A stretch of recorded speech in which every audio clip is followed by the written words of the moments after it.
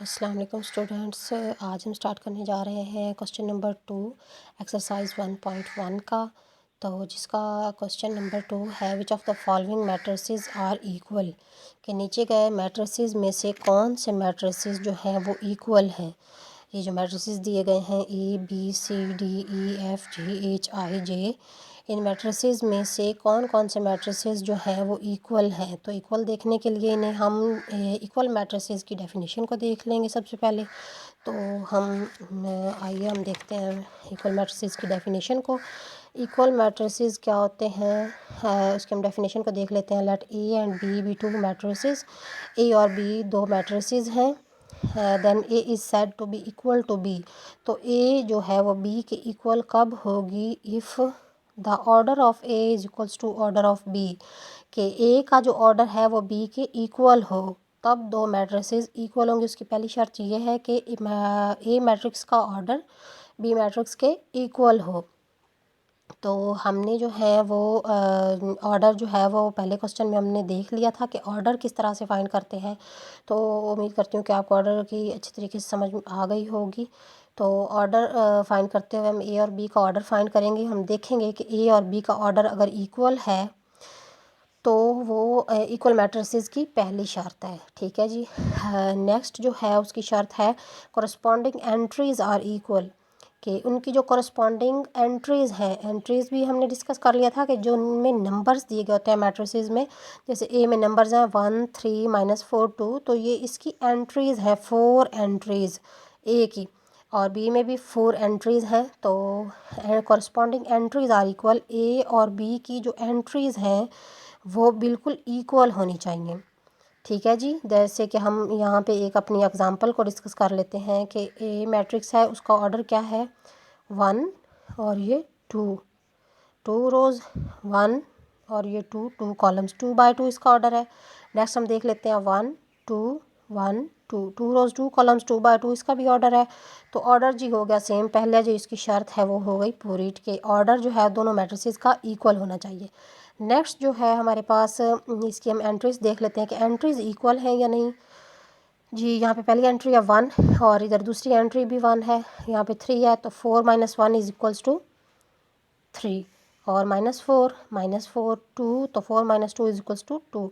तो लिहाजा हमने क्या देखा कि दोनों मैट्रिसेस जो हैं वो उनका ऑर्डर भी सेम है, और वो उनकी कॉरस्पॉन्डिंग एंट्रीज, कॉरस्पॉन्डिंग मीन्स जो इस जगह पे एंट्री है वो इसकी इक्वल है, जो दूसरी जगह पे है वो दूसरी की इक्वल है। मीन्स तमाम एंट्रीज जो हैं वो इस एक दूसरे के इक्वल है। तो इक्वल मैट्रिक्स को हम देख लिया, दो मैट्रिक्स तब इक्वल होंगी जब उनका ऑर्डर भी सेम होगा और उनकी कॉरस्पॉन्डिंग एंट्रीज भी सेम होंगी, तो वो इक्वल मैट्रिक्स कहलाएंगी। तो जी हम अपने क्वेश्चन को सॉल्व कर लेते हैं आप। तो जी हम क्वेश्चन में सबसे पहले पार्ट पे आते हैं कि सबसे पहला पार्ट जो है उसका ऑर्डर क्या है। जो पहली शर्त है इसका ऑर्डर है 1/1। हम देख लेते हैं कि कौन सी और मैट्रिक्स है जिसका ऑर्डर 1/1 होगा। तो मैट्रिक्स सी हमें नज़र आ रही है 5 - 2 इज इक्वल्स टू 3।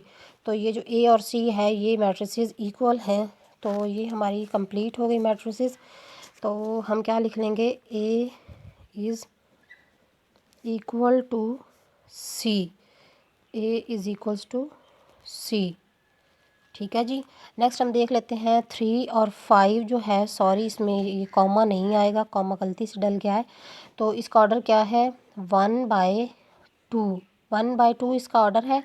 तो हम देख लेते हैं कि और कौन सी मैट्रिक्स है जिसका ऑर्डर 1/2 है। तो ये भी इसका ऑर्डर भी 1/2 है, बट सेकंड जो इसकी शर्त है कि इनकी एंट्रीज भी सेम होनी चाहिए। इसके 3 और 5 है और इसमें 5 और 3 है, तो ये इसका जो है एंट्रीज सेम नहीं होंगी। नेक्स्ट जो हम देख लेते हैं 1/2 का ऑर्डर जो है वो मैट्रिक्स आई में है।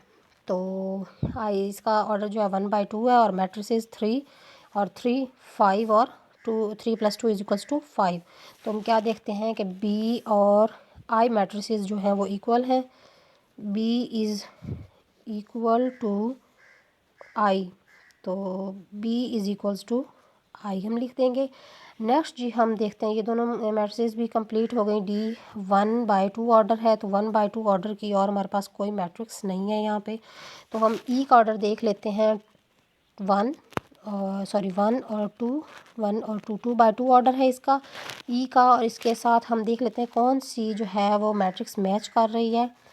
तो मैट्रिक्स ये 1 2 1 और 2, इसका भी ऑर्डर 2 बाय 2 है। और हम देख लेते हैं कि इसमें जो है एंट्रीज इनकी सेम है या नहीं।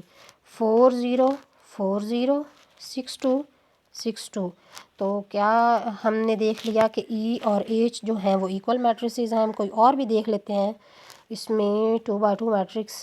जी ये हमारे पास 2 बाय 2 जे मैट्रिक्स। तो 8 माइनस 4 एंट्रीज को हम चेक कर लेते हैं। इज इक्वल्स टू 4, ये 0। तो 8 माइनस 6 2 इज इक्वल्स टू 6 और ये 4 माइनस 2 इज इक्वल्स टू 2। लिहाजा जे भी हमारे पास इन मैट्रिक्स के इक्वल ही है। तो हम क्या लिख लेंगे कि E is equal to H and J। तो क्या लिख लेंगे, E is equals to H is equals to J। ठीक हो गया। नेक्स्ट हम देख लेते हैं कौन सी हमारी मैट्रिक्स रह गई है, ये F। तो इसका ऑर्डर है 2 बाय 1, 2 रोज़ 1 कॉलम, 2 बाय 1 2 बाय 1। तो हम देख लेते हैं कि 1 2 और 1 2 बाय 1।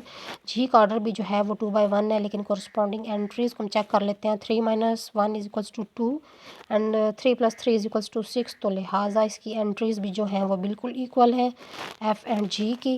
तो हम लिख लेते हैं कि एफ़ इज़ इक्वल्स टू जी। तो एफ़ इज़ इक्वल्स टू जी हम लिख देंगे इधर। नेक्स्ट जी हमारे पास और कौन सी मैट्रिक्स रह गई हैं, हम तमाम जो है वो ओवरऑल चेक कर लेते हैं यहाँ पर। मुझे लगता है कि तमाम हमारी जो है वो मैट्रिसेस कंप्लीट हो चुकी हैं। A B C D E F G H I J. तो तमाम हमारी जो एंट्रीज़ हैं वो कंप्लीट हो चुकी हैं जी। जज़ाकल्लाह।